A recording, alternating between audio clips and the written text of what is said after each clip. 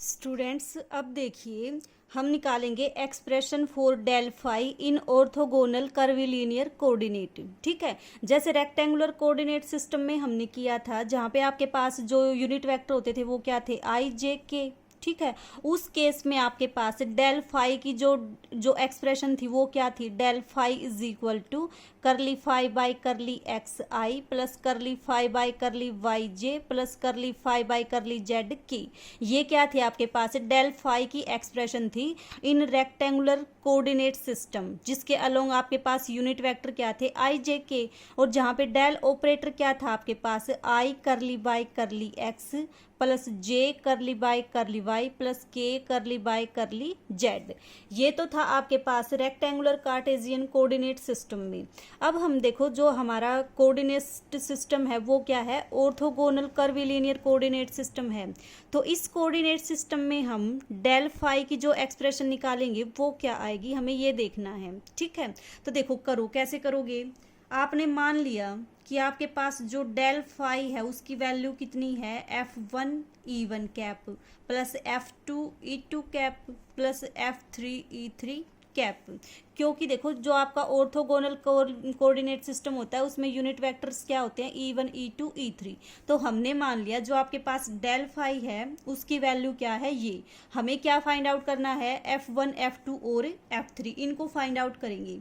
अब देखो इनको फाइंड आउट करने के लिए देखो हमने क्या मान लिया कि जो आपका आर वेक्टर होता है वो क्या होता है, पोजीशन वेक्टर। और उस आर पोजीशन वेक्टर के लिए हमने डी आर निकाला था पिछले लेक्चर्स में। डी आर की वैल्यू कितनी आई थी आपके पास, आर फंक्शन था यू वी डब्ल्यू का, तो डी आर कितना आया था आपके पास, curly R by curly U, U का टोटल डेरिवेटिव, और साथ में क्या था आपके पास, करली आर का derivative with respect to V, और वी का टोटल डेरिवेटिव, आर का derivative with respect to W, और आपका डब्ल्यू का टोटल डेरिवेटिव। ठीक है, अब देखो करली आर बाई करली यू की वैल्यू कितनी आई थी आपके पास, H1 E1। तो आप कर दो इनकी वैल्यू पुट, कितनी आ जाएगी, H1 E1 cap D U plus H2 E2 cap D V plus H3 E3 cap D W. ये सारी वैल्यूज हमने पहले निकाल रखी है, करली आर बाई करली यू की, करली आर बाई करली वी की, करली आर बाई करली डब्ल्यू की। ठीक है, उसके बाद देखो क्या रिजल्ट था आपके पास कि अगर डेल फाई की डोट आप डी आर के साथ लेते हो तो कितना बनता है आपके पास, डी फाई बनता है। तो इसका मतलब डी फाई की वैल्यू कितनी आ गई आपके पास, del phi dot d r. तो डी फाई कितना आ जाएगा आपके पास, del phi dot d r. अब देखो डी आर भी आपके पास गिवन, डेल फाई भी आपके पास गिवन, क्या कर दो दोनों की डॉट ले दो। तो दोनों की डॉट लोगे तो आपके पास कितना आ जाएगा, E1 का कोफिशिएंट क्या है आपके पास, H1 DU, यहाँ से E1 का कोफिशिएंट क्या है आपका F1। तो कितना आ जाएगी जब आप इनका डॉट लोगे, तो डेल फाई और डी आर का, डेल फाई आपकी इक्वेशन नंबर 1 में, डी आर आपका इक्वेशन नंबर 2 में। तो देखो कितना आएगा इनका डॉट, H1 DU और साथ में आपका F1 plus F2 H2 DV plus F3 H3 DW plus F3 H3 और आपका DW। ठीक है, लेकिन आपको पता है कि आपका जो डी फाई होता है, डी फाई क्या होगा आपके पास, फाई किसका फंक्शन है, यू वी डब्ल्यू का। तो डी फाई क्या हो जाएगा, फाई का derivative with respect to U और यू का टोटल डेरिवेटिव, फाई का derivative with respect to V और वी का टोटल डेरिवेटिव, फाई का derivative with respect to W और डब्ल्यू का टोटल डेरिवेटिव। अब देखो ये साइड सेम है तो आपके पास ये साइड भी सेम होगी, दोनों अगर सेम होंगी तो दोनों को इक्वेट कर दो। इक्वेट जब करोगे आप, डी यू और डी यू का कोफिशिएंट सेम आएगा, कितना आ जाएगा आपके पास, H1 F1 is equal to curly phi by curly you.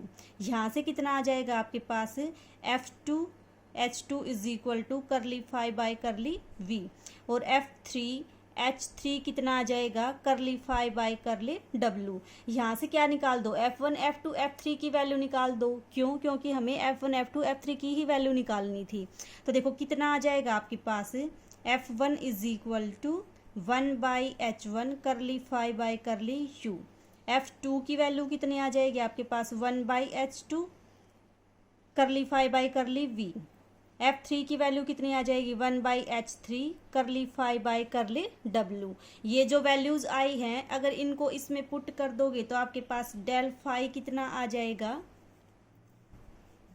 1/H1 करली फाई बाय करली U, और साथ में क्या है आपके पास E1 cap plus curly phi by curly कितना है आपके पास करली फाई बाय करली V, और 1/H2 साथ में क्या है आपका E2 कैप प्लस कितना है आपके पास 1/H3 करली फाई बाय करली W, और आपका E3 कैप। क्या किया आपने जस्ट F1 F2 F3 की वैल्यू इक्वेशन नंबर फर्स्ट में पुट कर दी। ठीक है, तो देखो ये कितना आ गया आपके पास E1 कैप बाय H1 करली बाय करली U। फाई को क्या करो बाहर निकाल दो, तो कितना आ जाएगा E1/H1 करली बाय करली U, यहाँ से कितना आएगा प्लस E2/H2 करली बाय करली V। ठीक है, प्लस ये कितना आ जाएगा आपके पास E3/H3 करली बाय करली W, और फाई को क्या कर दिया आपने बाहर निकाल दिया। तो डेल फाई की वैल्यू तो क्या आ जाएगी आपके पास, इसके साथ फाई को ऑपरेट कर दो, और इसको अगर आप कंपेयर करोगे तो आपके पास ये क्या आ जाएगा डेल आ जाएगा, क्योंकि डेल को फाई पे ऑपरेट कर रखा है, तो ये आपके पास क्या आ जाएगा डेल आएगा। डेल का मतलब आपके पास ग्रेडियंट ऑपरेटर। तो जो आपका डेल ऑपरेटर है वो आपका ऑर्थोगोनल कर्वीलिनियर कोऑर्डिनेट के सिस्टम में क्या बन जाएगा, ये बन जाएगा। जो आपका उस केस में क्या होता था, जो आपका रेक्टेंगुलर कोऑर्डिनेट सिस्टम होता था उसमें आपके पास डेल की वैल्यू क्या होती थी, ये होती थी, लेकिन आपके पास ऑर्थोगोनल कर्वीलिनियर कोऑर्डिनेट के केस में डेल की वैल्यू क्या आ जाएगी आपके पास, ये आ जाएगी। ठीक है, तो ये था आपके पास डेल फाई का expression orthogonal curvilinear coordinate system में। ठीक है।